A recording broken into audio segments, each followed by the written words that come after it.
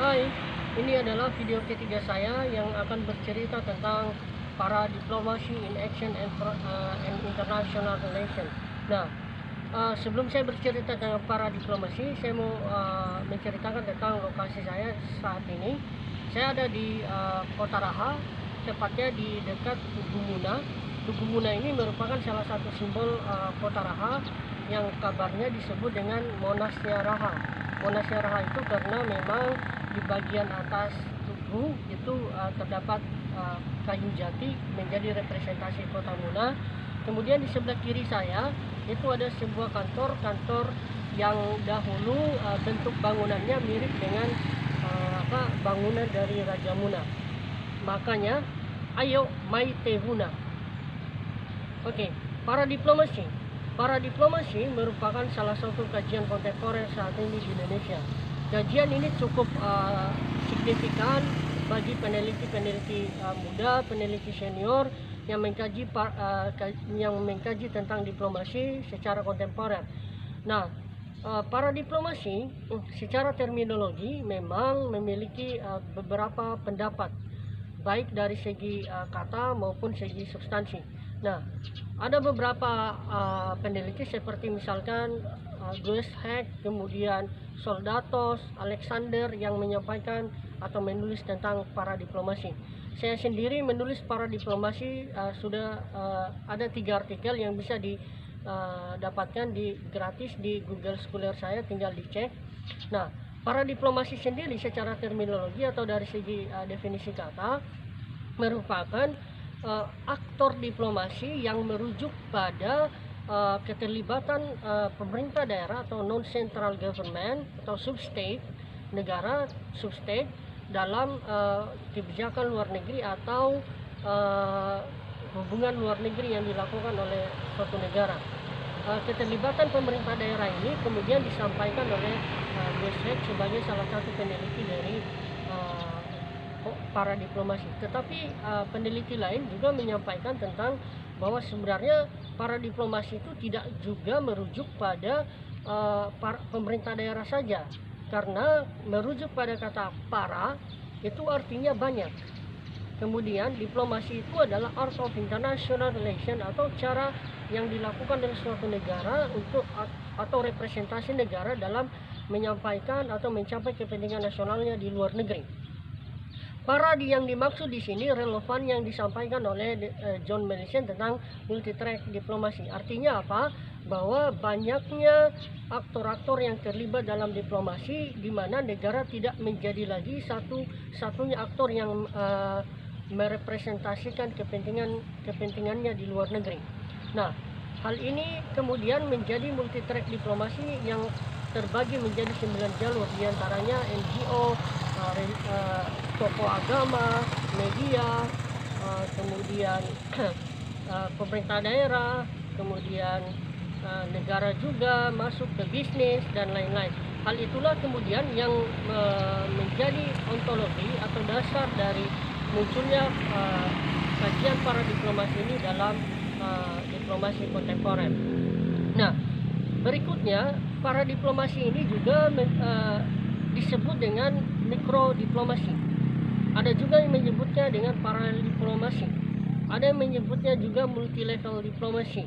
Ada juga yang menyebutnya substate diplomasi. Ada juga yang menyebutnya pluranational diplomasi. Ada juga bahkan yang menyebutnya non central government diplomasi. Tetapi pada dasarnya para diplomasi yang kita maksud di sini adalah keterlibatan pemerintah daerah dalam hubungan luar negeri. Oke, nah merujuk pada hubungan luar negeri yang disampaikan oleh pemerintah daerah atau keterlibatan pemerintah daerah khususnya di Indonesia sebenarnya memiliki tantangan dan peluang yang cukup baik. Pasca berlakunya undang-undang hubungan luar negeri, undang-undang pemerintah daerah, kemudian undang-undang hubungan pusat dan daerah, kemudian surat Kementerian Luar Negeri, apalagi surat keputusan Kementerian Perdagangan, itu menunjukkan bagaimana pemerintah daerah bisa menjadi aktor diplomasi. Nah, menurut undang-undang nomor 23 tahun 2014 bahwa pemerintah daerah bisa melakukan hubungan luar negeri tetapi dengan tidak melakukan hubungan-hubungan yang dibatasi sesuai dengan pasal 10-nya, yaitu yang berhubungan dengan keamanan, keuangan, keagamaan, fiskal, dan moneter. Nah, hal inilah yang menjadi keterbatasan pemerintah daerah untuk melakukan hubungan luar negeri. Akan tetapi di luar batasan itu, pemerintah daerah bisa mengakselerasi, bisa memperluas jangkauannya dalam mencapai kepentingan daerah sekaligus menjadi kepentingan nasional. Hal ini menjadi peluang bagi pemerintah daerah untuk menjadi aktor diplomasi di level regional maupun internasional. Nah, para diplomasi atau yang kita maksud di sini adalah pemerintah daerah sesuai dengan amanat undang-undang tersebut, kemudian ternyata pemerintah daerah menjadi bagian dari aktor negara atau negara substate untuk mencapai kepentingannya di level regional maupun internasional. Nah, dalam mencapai kepentingannya tersebut tentunya hal ini memiliki peluang dan tantangan tantangan serta strategi dan apa yang harus dimiliki. Nah, menurut buku Theory and Practice Diplomasi bahwa ada 5 hal yang dimiliki oleh suatu pemerintah daerah ketika dia mau terlibat dalam hubungan luar negeri. Yang pertama, dia harus memiliki aim and motivation. Artinya apa? Ketika pemerintah daerah mau terlibat dalam hubungan luar negeri yang sifatnya internasional maupun regional, maka dia harus punya tujuan, dia harus punya motivasi. Tujuan yang dimaksud adalah tujuan untuk mensejahterakan atau mencapai kepentingan daerah di luar negeri. Hal itu kemudian menjadi motivasinya, baik motivasi kepemimpinan, motivasi kualitas daerah maupun kualitas sumber daya. Hal inilah penting bagi aktor-aktor daerah untuk terlibat di level regional maupun level internasional. Nah, hal ini relevan juga yang disampaikan oleh Profesor Rias Rasid bahwa sebenarnya yang memang mengetahui tujuan dan motivasi suatu daerah dalam mencapai kepentingannya adalah daerah tersebut. Maka ketika daerah terlibat di level untuk menjaga efisiensi dan transparansi dan sustainability-nya, maka daerah tersebut harus mengetahui apa-apa yang dimilikinya, atau sebenarnya yang dimaksud oleh Pak Rias Rasid adalah daerah tersebutlah yang mengetahui semacam rumah tangganya sendiri. Yang kedua, ketika daerah mau terlibat dalam level regional atau internasional adalah keterlibatan daerah yang berhubungan dengan extent and direction of involvement. Nah, pada poin kedua ini, daerah itu memiliki kemampuan untuk mengarahkan posisinya di mana dia harus terlibat. Artinya apa? Dia harus tahu di mana dia bermain. Artinya seperti ini, bahwa diplomasi itu seperti game. Ketika dia mampu bermain game yang baik, maka dia akan mampu mencapai kepentingan yang baik. Maka game tersebut itu harus diperankan dengan baik. Bagaimana menyusun strategi, bagaimana menyusun pemain, bagaimana mencapai tujuan. Maka pada poin kedua, extent and direction involvement ini, maka daerah itu harus mengetahui di mana dia akan bermain. Misalkan para diplomasi itu memiliki 3 tipe. Yang pertama adalah transborder diplomasi. Artinya daerah paham bahwa hubungan luar negeri yang dibangun adalah apakah hanya pada level daerah antar daerah saja. Misalkan daerah Kota Raha dengan Kota Tokyo. Nah, itu bisa, itu levelnya border diplomasi. Atau misalkan lebih tinggi lagi, misalkan pada tataran level regional para diplomasi. Pada level ini misalkan ini sudah melibatkan daerah-daerah di level regional atau yang sifatnya institusional. Misalkan daerah yang ada misalkan Pinang di Malaysia dengan Kota Raha, itu bisa melakukan semacam kerjasama hubungan luar negeri. Yang ketiga, atau misalkan hubungan luar negeri yang dibangun dengan global para diplomasi ini sudah melibatkan semacam asosiasi-asosiasi pemerintah daerah di level global. Nah, di setiap tahun Global Power Index itu selalu melakukan survei tentang daerah-daerah yang menjadi memiliki kualitas terbaik dalam pengelolaan asetnya, termasuk akselerasi hubungan luar negerinya. Tokyo pernah menjadi salah satu daerah yang menjadi daerah yang cukup baik dalam pengelolaan tata kelolanya. Termasuk Global Citizen Index juga selalu melakukan survei-survei untuk melihat kualitas kepemimpinan di daerah. Hal inilah menjadi peluang bagi daerah-daerah untuk menciptakan kualitas daerah yang kompetitif. Kemudian poin ketiga adalah resources and structure. Nah, pada poin ini resources and structure, daerah harus memiliki kebijakan spesifik tentang apakah daerah tersebut memiliki, misalkan di daerah pada level tersebut memiliki misalkan dinas hubungan luar negeri. Kalau misalkan daerah tersebut tidak memiliki dinas hubungan luar negeri atau yang mengurusi hubungan luar negeri, maka daerah tersebut bisa dikatakan belum mampu memiliki kemampuan diplomasi yang baik, karena salah pintu utama dalam para diplomasi adalah kebijakan membuat dinas hubungan luar negeri. Nah, kemudian dinas hubungan luar negeri ini misalkan ada BKPM. BKPM ini semacam badan koordinasi penanaman modal. Nah, biasanya para diplomasi ini terlibat dalam investasi. Jadi ketika ada dinas hubungan luar negeri, maka pemerintah daerah harus berkoordinasi dengan BKPM daerah misalkan untuk berhubungan dengan yang sifatnya foreign direct investment. Nah, dari situlah kemudian daerah harus memetakan resources apa yang dimilikinya. Contoh, Kabupaten Muna memiliki resources misalkan jati. Kabupaten Muna misalkan punya resources tentang pertanian. Kabupaten Muna misalkan punya resources tentang ikan. Kabupaten Muna misalkan punya resources tentang pariwisata. Nah, hal inilah kemudian yang bisa dikelola, yang bisa dimanfaatkan oleh daerah untuk dibawa ke level internasional, sehingga bisa dikomunikasikan, sehingga bisa menjadi aset daerah, menjadi identitas, dan bahkan menjadi devisa atau pendapatan daerah. Kemudian pada poin keempat adalah level of participation. Nah, level of participation ini adalah keterlibatan daerah dalam hubungan luar negeri. Apakah dia levelnya regional maupun level internasional. Contohnya misalkan keterlibatan daerah dalam hubungan luar negeri dalam diplomasi misalkan. Misalnya salah satu contoh yang selalu terlibat dalam hubungan luar negeri, misalkan ada Anies Baswedan yang beberapa waktu lalu menjadi pemateri di Kolombia. Ada Anies Baswedan yang juga diundang di Turki misalkan. Keterlibatan pemerintah daerah atau pemimpin daerah di level internasional seperti itu menjadi level partisipasi pemimpin daerah di level internasional. Hal ini menjadi citra positif bagi daerah untuk bisa terlibat dalam mencapai kepentingan daerah tersebut yang juga relevan dengan kepentingan nasional.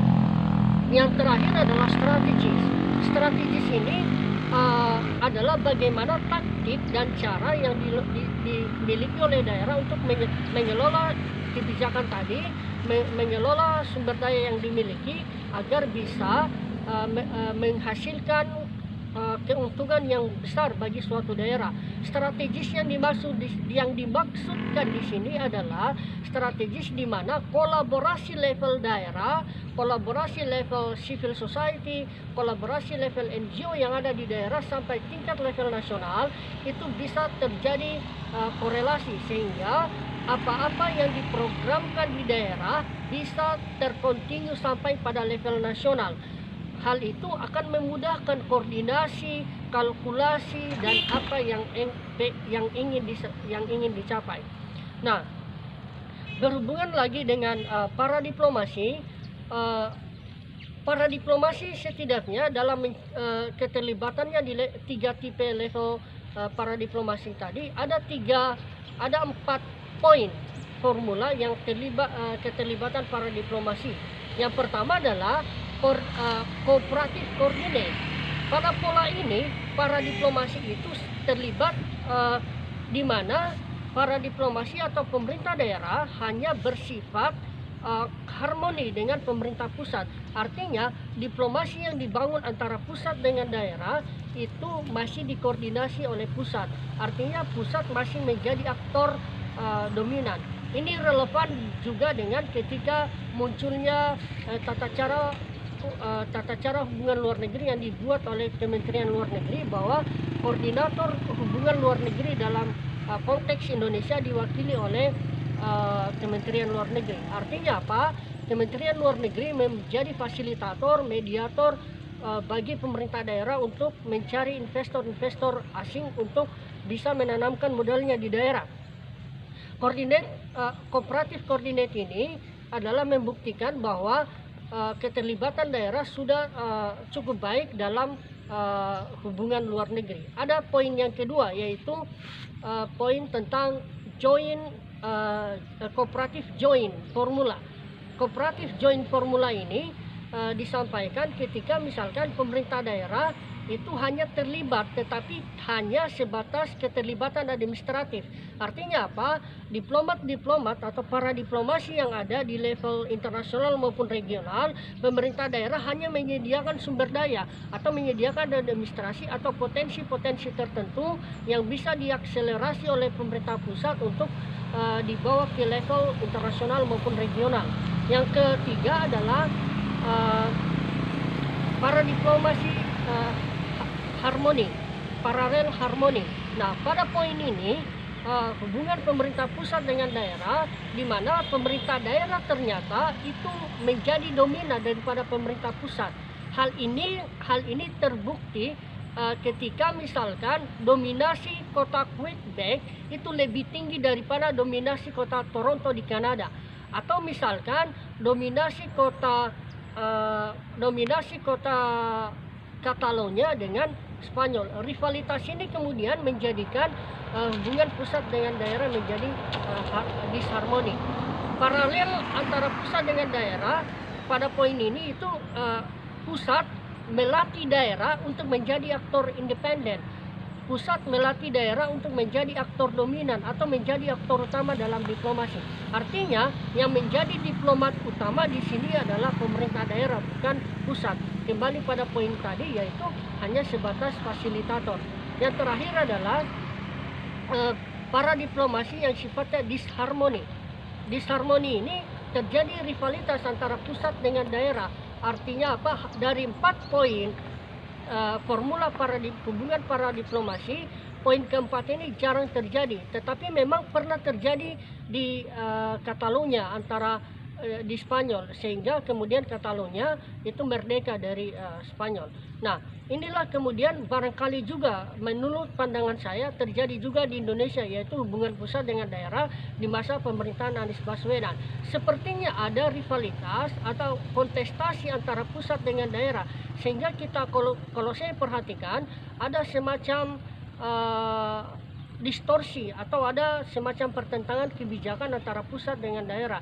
Ada kontestasi kepemimpinan di sini, di mana Anies Baswedan dilevelkan dengan Presiden Pak Jokowi pada level komunikasi internasional maupun diplomasi internasional. Nah, kemudian apa yang menjadi tantangan bagi para diplomasi ketika mau terlibat dalam level diplomasi level regional maupun internasional? Yang pertama, para diplomasi memiliki tantangan kalau misalkan antara pusat dengan daerah itu tidak ada korelasi kebijakan politik. Artinya apa? Misalkan ketika di pusat yang memimpin partai A, sedangkan di daerah yang memimpin partai B. Disharmoni ini akan menimbulkan gap kebijakan yang berbeda, karena biasanya setiap partai memiliki visi dan misi yang harus dicapai, yang disesuaikan dengan visi dan misi kepemimpinan pada saat itu. Yang kedua, tantangan kedua adalah ketika daerah tersebut memiliki kemampuan ekonomi di atas rata-rata. Contoh misalkan kemampuan ekonomi Jakarta itu hampir setara dengan beberapa daerah, gabungan beberapa daerah di kota lain, sehingga artinya kalau misalkan Jakarta pun mau mandiri itu bisa terjadi, tetapi ini menjadi disharmoni antara pusat dengan daerah. Konsekuensinya adalah hubungan pusat dan daerah bisa menjadi renggang. Yang poin ketiga adalah kontestasi sumber daya. Kontestasi sumber daya ini berhubungan dengan kualitas kepemimpinan antara pusat dengan daerah. Kontestasi antara pusat dan daerah ini membuat kepemimpinan itu akan selalu dilevelkan. Mana yang lebih baik, pemerintah pusat ataupun pemerintah daerah, sehingga akan terjadi level gap, akan terjadi level rivalitas, di mana yang menghambat pembangunan, apakah pusat atau daerah, apalagi misalkan di antara mereka berbeda partai politik. Itu yang menjadi poin selanjutnya. Yang terakhir adalah ketika misalkan kemampuan teknologi informasi di daerah tersebut kurang baik, sehingga komunikasi, akselerasi, bahkan partisipasi daerah dalam hubungan luar negeri yang di era digital itu sudah semakin kompleks. Tetapi dengan ketidakmampuan alat komunikasi, transportasi yang baik, itu akan melemahkan dan bahkan menjadi tantangan pemerintah daerah dalam hubungan luar negeri. Kemudian apa yang harus dilakukan pemerintah daerah ketika misalkan ada di era digital? Saat ini misalkan pemerintah daerah telah memiliki website tertentu. Nah, ini bisa menjadi peluang, ini bisa menjadi semacam alat instrumen virtual diplomacy atau elektronik diplomasi bagi suatu daerah untuk bisa melanjutkan hubungan luar negerinya. Artinya apa? Pemerintah daerah harus menginformasikan segala bentuk seluk-beluk daerah di website tersebut. Hal ini kemudian upayanya adalah menciptakan electronic government maupun electronic diplomasi bagi suatu daerah. Hal ini harus dimanfaatkan oleh daerah untuk bisa menyampaikan informasi-informasi penting tentang daerah, sehingga ketika investor asing mau masuk di daerah tersebut, maka daerah tersebut bisa diakses langsung melalui websitenya, atau menjadi informasi utama, atau menjadi elektronik diplomasi atau virtual diplomasi daerah dalam akselerasinya dalam diplomasi di era digital. Oke, demikian video saya pada saat ini. Jangan lupa like, share, dan subscribe. Wassalamualaikum warahmatullahi wabarakatuh.